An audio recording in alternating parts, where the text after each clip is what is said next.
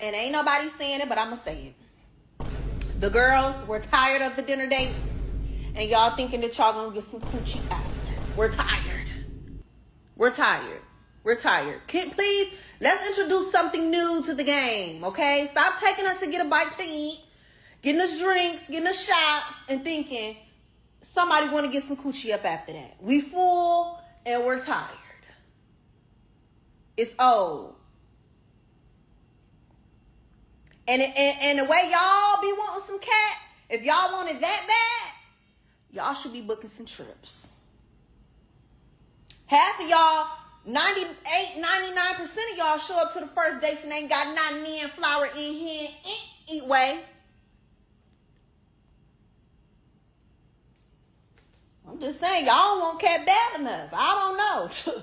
And I don't know if this is satire. Sometimes I like to lean in and think it is, but with the trend and see the way things are, I think this is what the idea is. Are you tired of dating? Right? Dating is about me getting a chance to know you and something that we both have to do, or we both enjoy doing. In a restaurant, drinks, this is just an excuse for us to sit across from each other. Sure, sure, vacation can be the same thing. Why? Here's a real question. Why do we eliminate the threat of a man when it comes down to him spending money? If he's going to take you on a vacation, why is that not a red flag? We just met off a dating app on real life and say, hey, come to Mexico with me. Why is that not a set of red flags? Or why is that, hey, I just we're going on a date. I'm just want to take us to Mexico. Because one, I want that cat. Two, I'm trying to get to know you. You said you were tired of dinner and drinks. It's nonsense. It's nonsense. And I don't think we understand or we care enough about the nonsense that we put out there. Then how we're judged for it. And listen, we'll get right into that. That's an important thought. But like, comment, subscribe, hit that notification bell so you don't miss new uploads. Still going strong. Still trying to do 2 a day. Started this channel in June. Still trying to go with that mentality, putting out more and more content and being just disciplined.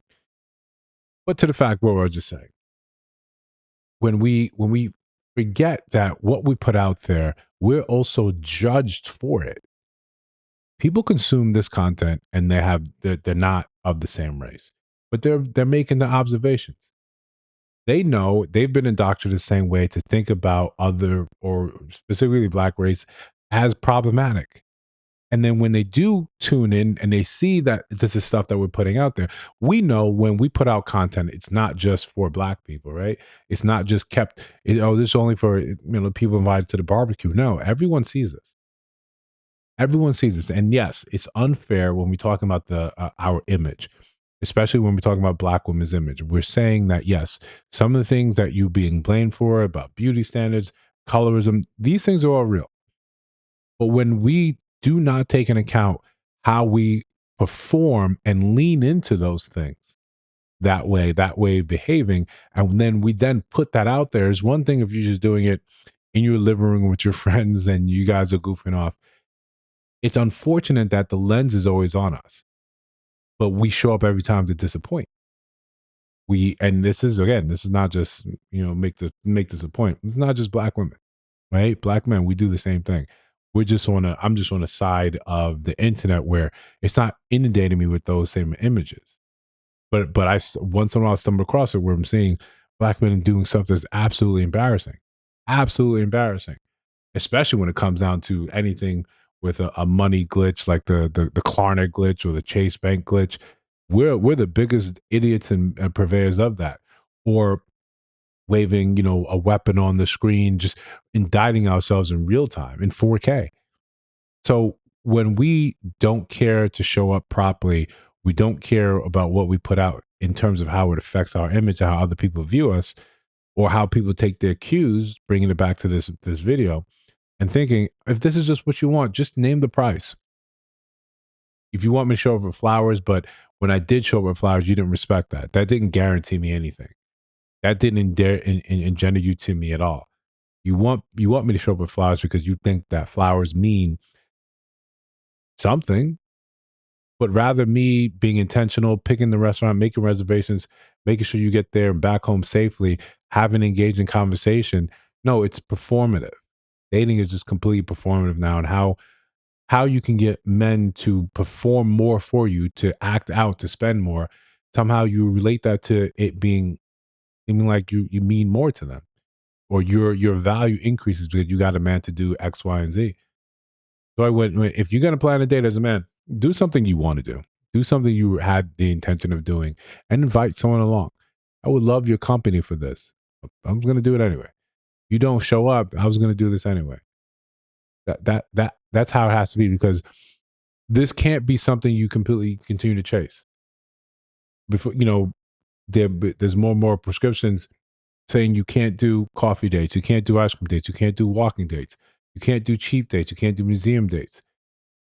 And then now, okay, dinner has to be at a certain quality or restaurant. And then that keeps increasing until now it's just like, no, plan a vacation.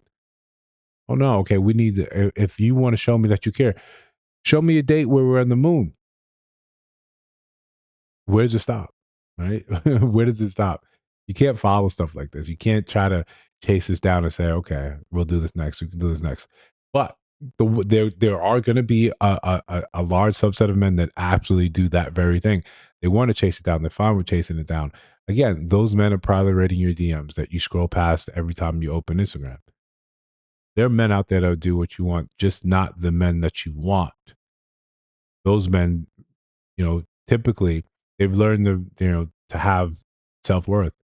They have a higher self-esteem. They've gone through, because one of the things we don't talk about enough is when you go through the process of learning how to make money and becoming better at it, separating yourself from, the average man, there is an adjustment of your self-worth or your self-esteem that happens.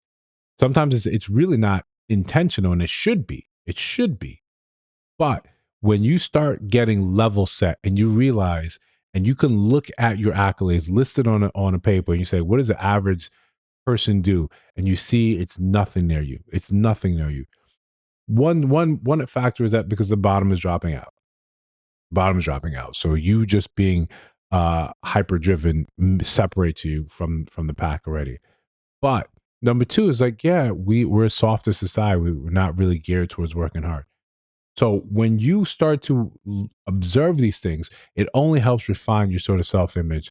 You say, "Yeah, I've been playing it safe, playing it timid." So when you have a very healthy self-esteem and very healthy understanding, I'm not like these guys. When you come and you make demands like this, all those men say is just like, "Hey, no, thank you, no, thank you. Best of luck with all your endeavors." That's how I look at it. Hey, best of luck. That's what you're demanding. That's what you want. I wish you the best. It's plain and simple. That's how I take it. But you may take it differently. And if you do, let me know down in the comments. I'm always happy for that dialogue, always happy for that back and forth. If you see videos on your screen right now, take a look at those. Let me know your thoughts about those in those videos, of course.